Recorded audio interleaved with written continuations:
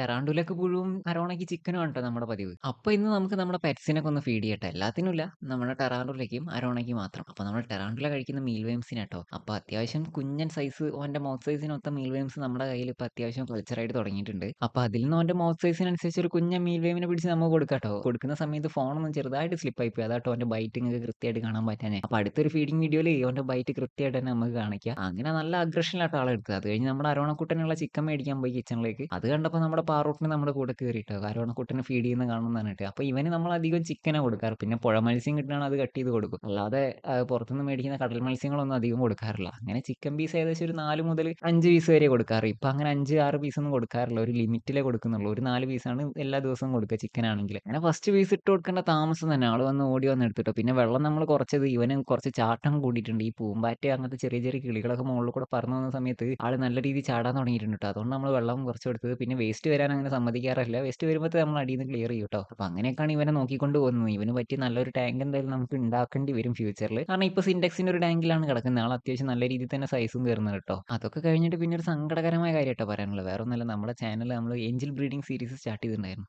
അതിൽ egg complete ഫ്ലോപ്പായി full fungal അടിച്ച് പോയിട്ടുണ്ട്. അപ്പോൾ ഫുൾ വീഡിയോ നമ്മുടെ യൂട്യൂബ് ചാനലിൽ വരും. അപ്പോൾ അത് കാണാൻ എല്ലാവരും പോയിട്ട്. അപ്പോൾ ആ സങ്കടമൊക്കെ മറക്കാൻ നമ്മുടെ ഡിസ്കസ് ടാങ്കിന് മുന്നിൽ നിന്നിട്ട് ഒറ്റ കിടത്താണ്. അപ്പോൾ ഇന്ന് ഇത്രയേ ഉള്ളൂ. ഇഷ്ടപ്പെട്ട എല്ലാവരും കൂടെ ലൈക്ക് ചെയ്യുക, ഷെയർ ചെയ്യുക, സബ്സ്ക്രൈബ് ചെയ്യുക.